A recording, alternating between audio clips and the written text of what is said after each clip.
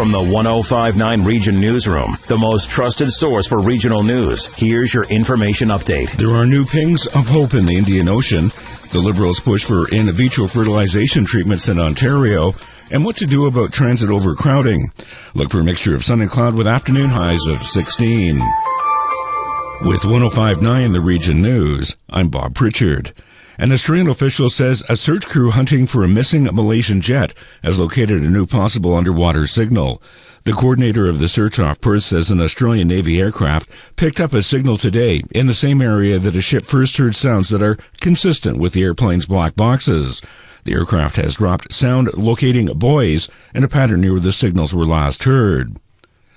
Proposed changes to Canada's election laws will be a hot item on Parliament Hill today and on three separate fronts.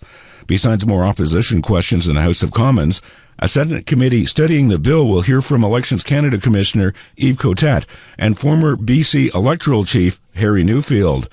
A Commons committee will also be studying the controversial bill, but will also hear from a number of witnesses. Yesterday, Liberal leader Justin Trudeau called on Prime Minister Harper to allow a free vote on the bill and vowed that if he becomes PM next year, he would repeal the proposed changes. Ontario's Liberal government may unveil a plan today to spend $85 million over 3 years to expand coverage for in vitro fertilization treatments. Leaked budget documents released by the Tories last week suggest Health Minister Deb Matthews will make the announcement today. The documents suggest that so-called fiscal offsets beyond one round of treatment will be determined if needed. Liberals made an election promise in 2007 to make fertility treatment more accessible and affordable. Police have identified the man accused of stabbing 4 employees at a North York office building, saying he was in the process of being fired when he attacked his superiors.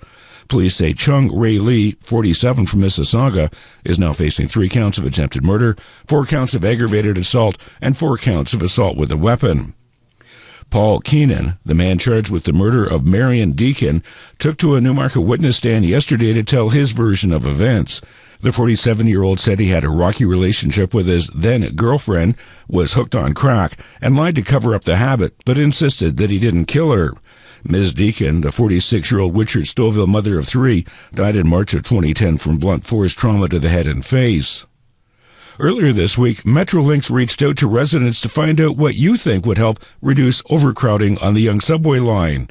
Leslie Woe, Vice President of Policy and Planning for Metrolinx, says the thoughts, ideas, and concerns of York Region residents are very much in the mix as the project moves forward. Understanding from the citizens of York Region how they see the importance and the kinds of ideas they have about congestion relief with regards to the Yonge corridor is part of this first step. We've opened up the doors to say everything is on the table. Both how can we improve the existing transit system? What are the policy areas we can improve? So things like fare integration, service integration. Vaughan councillors are putting their marketing minds to work in an effort to convince York University to build a satellite campus in the area's new downtown core, centered at Highway 7 and Jane Street.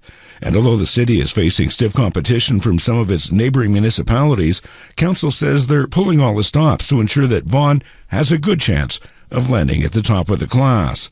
If the new campus were to be built in the Vaughan Metropolitan Centre, it would capitalize on a substantial transit hub, including the Spadina subway extension and the Vivid Rapid Transit bus route, which will provide a direct link to York University's main campus a few kilometers south at Keele Street and Steeles Avenue.